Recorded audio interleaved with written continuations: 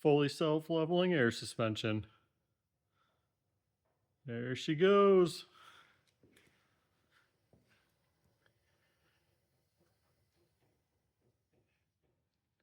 Hell yeah.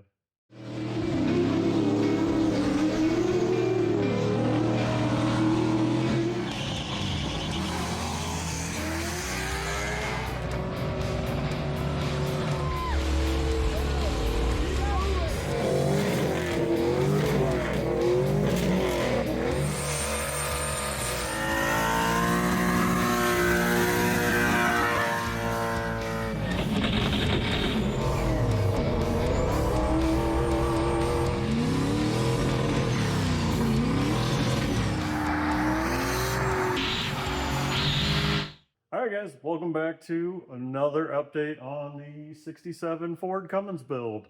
And I'm just chugging through stuff, trying to get as much done as I can because I really want to drive this thing. So let's just jump right into it. So quick update on the hitch, because you guys saw I finished that up last time. I was welding on it. I ran out of welding wire, but so I welded in this seam in here. You can see that. And then these are my frame tie plates, and you can see how they're tying it in, giving it a lot more stiffness. Super happy with this. Just need some more welding wire. But in the meantime, I've got this leveling valve here that we need to get wrapped up. So I started working on some linkage, and this is what I've got. So I've got these ball joints, which, believe it or not, these are actually tie rod ends for a lawnmower. I was Googling rod ends and just trying to find something small, the right size, something I thought would be durable. I came across these. It was like $9 for a pair. Can't beat them. They're really flexible. They have these little rubber shields. That'll work perfect. So here's the arm that goes on there. Now I need to make a mount that goes onto the truss somewhere down there for this bottom end. And when I took it apart, I did find out this is slotted. So I have an adjustment here with this rod, but I can also adjust this. So I should have plenty of adjustment down the road. But yeah, look at that. That'll work perfectly. I just got to drill that thing into somewhere into the truss, and we'll have a leveling rod. And then we'll move on to the valves, and I'll explain what they're going to do, and we'll start plumbing them in. So the air suspension is all plumbed in except for the compressor and the air tank. The compressor is going to be mounted up there on that little kind of hump thing. But so I've got stainless hardline. I still need to put little braces to hold these up. And I'm sure you're wondering, what is that contraption? Yes, it's very complicated, but it's really not. Let me walk you through this. So we still have the valve, like I showed you in the last video. So this first solenoid here, this is where the air will come from the tank. So even before it gets there, it comes down and it feeds this valve so this valve can work. And then it also fills into this valve. This is my raise valve. So under normal operation, when this is not powered up and it's not doing anything, it just connects the height valve over to the suspension. This line here, this coming in, does nothing. But when I turn this on, what it will do is it'll shut this off and it'll go straight to air tank. So it'll give full pressure to the airbags, which means this thing will raise as high as it can based on the pressure in the tank. So that's what that one does. If it's turned off, just goes straight through, nothing happens. Now, same thing again here, except instead of having a feed, we have a little filter here. So that's a vent. So again, when this is not powered up, it comes in, it just flows through. It's like it's not here. But as soon as I power it up, it'll shut this off and it'll open this. This is my dump. So this will lower everything down. So when it does that, it just bypasses this and it'll vent all the air down to atmosphere. So this thing will totally drop and all I have to do is power this on. If it's not powered on, it just gets bypassed. Now, these two, these are probably kind of confusing. I have an up and I have a down. Why do I need two more? So with airbags, when they're connected, they can flow air back and forth between the two sides. So say you're going down the road, you got this big old truck bed camper and you make a turn. They don't really try to resist roll. They'll just transfer air. You don't want that, or I don't want that, because I want this thing to handle really well. So what are these going to do? So when these are not powered on, nothing happens. It's just isolating both sides. So this goes to one airbag, this goes to the other airbag. So when these are not powered on, absolutely nothing happens. The bags stay exactly where they are. So the way these will be controlled is these are going to be controlled by an ECU. And I'm going to feed in my vehicle speed, and I'm going to feed in my airbag pressure, which now that I'm saying that, I need to add a pressure sensor in one of these. I just realized that. But so what that'll do is at low speed, it'll open those valves and everything will work like normal. At high speed and high pressure, those two valves will close and isolate everything.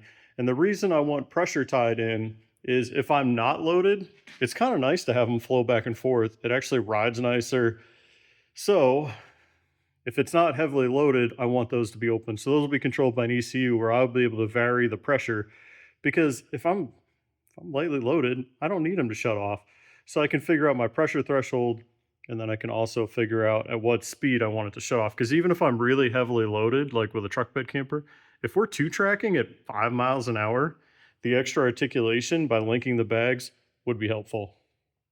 So now that I remember that, I do need to, on one of these lines, just put in a pressure sensor just so the ECU knows how much pressure's in here.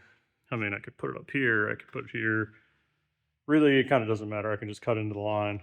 But yeah, so it's all hard line, stainless hard line. And I know, yeah, it's really complex and there's a lot to go wrong here. But I'm always going to carry a coil of the plastic airline. Where is it? Somewhere right here.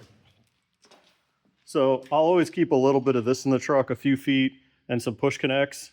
And worst come to worst, I can just bypass all of that. And that's going to be my plan. I always carry spare tools and parts with me, and a few feet of this and some push connects is easy enough. I can crawl underneath and bypass all of this if it fails on the side of the road. But that's also why I went with the hard line. It's, it's less likely to rub through, it's less likely to be torn out, and there's no push connects on here right now. It's all compression fittings and NPT fittings. So, but I think it looks sweet. I'm really, really happy with it. And hell yeah. We'll have to wire it up and calibrate it all later and make it work. But I mean, I'll be able to go all the way up, all the way down, isolate when I want it, and have it connected when I want it. And oh yeah, because these are normally closed, so when they have no power, nothing flows. If I put it all the way up and shut the key off, or put it all the way down and shut the key off, they'll stay. So I'll be able to park the truck all the way up, all the way down, normal ride height, wherever. Without power, it'll just maintain, which will be nice. Like with a big truck bed camper, we might want to pull in, park, and then fully deflate so the truck doesn't rock back and forth. It takes no power. Without any power, it'll stay deflated. So yeah, that's really trick, and we'll have to get into it, what ECU I'm going to use and how to control it and everything. But that stuff's all tucked up in there really nice too. I'm really, really happy with the way all of this turned out. And it kind of wraps up back here. I mean, we're making really good progress. Okay, so in keeping with finishing up the fab work on this thing, I've got to get a front bumper on it. We got the rear done in the last video. Now we got to get the front done. And remember I mentioned that the frame rails are way too long, so you can see that this bumper is not even close to fitting. And in like how the rear was, the Dodge frame is way wider. So the Ford frame, which I cut off these frame tips because they have the mount, because again on this one, I don't want to lose my patina on all these mounts. I want it to look kind of original. So I've slipped them inside, and that actually seems like that's going to work pretty well. But if you look at height-wise, I'm actually still a little low. So they're going to end up hitting these front mounts. So first thing I think I need to do is actually weld on these cab mounts. And once those are welded on, then I can start trimming the frame, both frames, until I get it tucked up where I want it. But that's going to tie everything together really nice. That's working out really nice. So let me get these welded in, at least on the front side here, and then we'll start nibbling away at both frames. And if you look, the Dodge frame is like 2 or 3 inches taller, and this bumper actually sits up a little bit. So I think what I'm going to do is I'm going to angle this back, plate it with quarter plate, and probably put a D-ring mount on either side. It'll give me kind of nice tucked up little D-rings for a front toe point, and it'll just cap them off nice.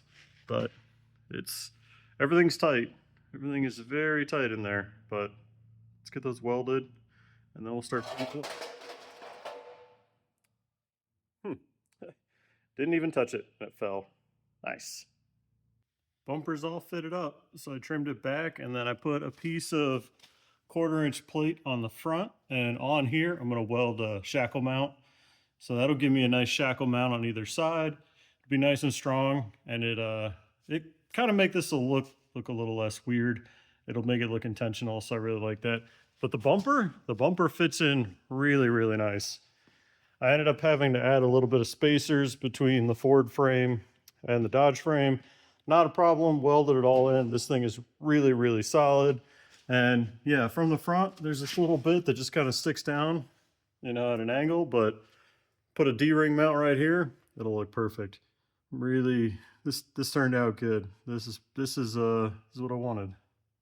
Okay, so I got the front bumper done, and now I'm trying to finish up all of my chassis fab, because then we can pick the cab up and we can fully weld it like we did the rear, paint it up, make it look nice, and then hopefully drop the cab back on for the last time. So the last big chassis fab issue that I need to address is actually related to up here. So Cummins runs 2 batteries just for starting, cold weather, everything.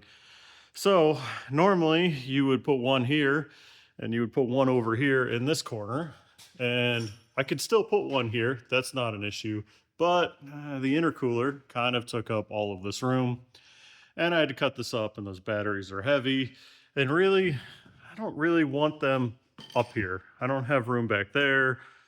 There's just no room for batteries, so I need to put them somewhere else.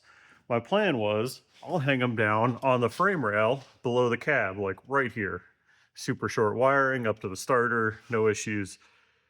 Great idea, except the batteries are too tall and they would hit the bottom of the cab, or they'd hang down really low. And I'm already kind of annoyed a little bit about how low this chassis hangs. I didn't want to add batteries that hung even lower. So I've been kind of thinking, where can I put them? And you can kind of see it right there. There's one of them. It's crooked. I just kind of stuck it up there because I wanted to make sure it would actually fit and I could get a battery in and out. Like, obviously it's very crooked, but that's where it's going to set. And, oh, not that one. So I bought these brackets that I can weld right on the frame. It's not sitting flat in there because there's a C-clamp holding that bracket on right now. But that's how it's going to sit. Obviously, I'll weld them straight. And yeah, it's kind of annoying to do a battery change. You have to sneak it in from the backside here. It won't fit out here, but not really an issue. I got plenty of room to the top for my battery terminals, everything. It's all tucked up in there, barely hangs below the body. So now I just got to pick the bed up, and we'll put one on this side, and then we'll just mirror one all the way to the other side, and that will mount my batteries. And then I think the chassis fab work will be done. And yeah, that should work out nice. Keeps the weight nice and low too, which will help. But let's get the bed picked up and we'll get those welded on. Battery fits in there really, really nice. So that's what it looks like. And remember, the bottom of the bed, like, cross members are here, so there's actually a little more room. So I've got tons of room up top. Welded in there, welded in, really solid. It's tucked up. It's a little inconvenient to get to, but it's not bad at all. So there's one, and then two is over here, exact same thing, just mirrored. So they're welded in solid. That'll work really, really nice. I'm happy with that. And then for my cables, I can actually just run them across these channels. That'll be super, super easy to run my battery cables together. And yeah, you can see it over there. So I just have that one sitting in there. Still got to go get this one. Doesn't matter. This whole truck still needs to be wired, but that is a big part of fab that is done. All right, that's going to wrap up this video. I think all of the heavy fab work is done. The next thing I got to do is we'll drop the bed down, pick up the cab, and just start welding like crazy.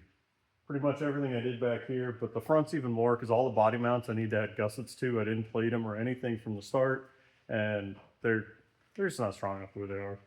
But I got to weld on the front suspension. I got to weld the frame together. We got to plate that. We'll do it the same way we did the hitch back here.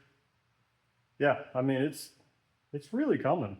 I even, behind me, I got the intake tubes welded up and painted. Kind of did that in the meantime. I still got to find a place to put the air tank. Still got to figure out what air tank I'm going to use. I have one. I don't really like the size of it. I got it cheap, but I think I'm going to end up buying another one. But yeah, I don't know what we're doing next time. We might be putting it back together for the final time. I mean, I'm not going to bore you guys with all the welding. I'll show you the finished result, but I'm not going to bore you with an entire welding video because that's just going to be days upon days. I'll just show you the good stuff, but I'm excited. This thing's really coming along. Thanks for watching.